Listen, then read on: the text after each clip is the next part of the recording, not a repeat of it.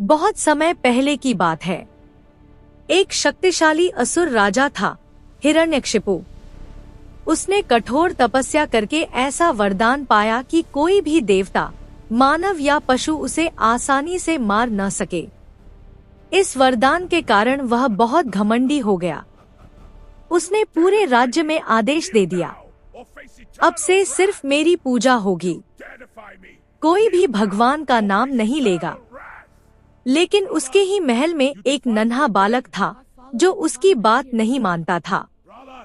वह था उसका बेटा प्रहलाद।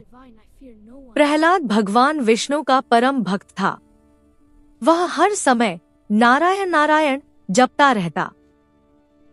यह बात हिरण्यकशिपु को आग की तरह जलाती थी।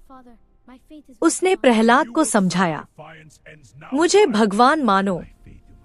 लेकिन प्रहलाद ने शांति से कहा, पिताश्री, सच्चे भगवान तो विष्णु हैं। अब राजा का क्रोध सीमा पार कर गया। उसने प्रहलाद को कई तरह से मारने की कोशिश की। कभी पहाड़ से गिरवाया, कभी जहरीले सांपों के बीच डलवाया, कभी हाथियों से कुचलवाने की कोशिश की। लेकिन हर बार भगवान विष्णु की कृपा से प्रहलाद बच जाता। आखिरकार हिरण्यकशिपु ने अपनी बहन होलिका को बुलाया।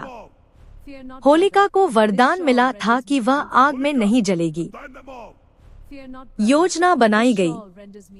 होलिका प्रहलाद को गोद में लेकर अग्नि में बैठेगी।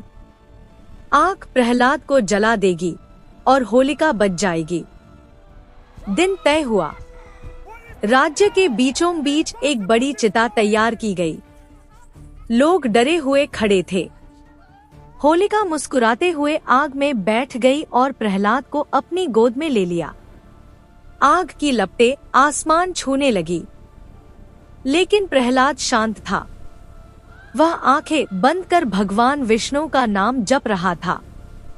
कुछ ही देर में चमत्कार हुआ। हवा का रुख बदला।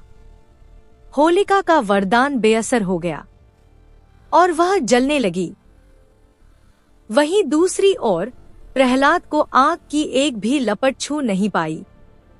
वह सुरक्षित बाहर निकल आया। होलिका भस्म हो गई और पूरे राज्य ने देखा कि सच्ची भक्ति और अच्छाई की जीत हुई। बाद में भगवान विष्णु ने नरसिंह अवतार लेकर हिरण्यकशिपु का अंत किया और धर्म की स्थापना की।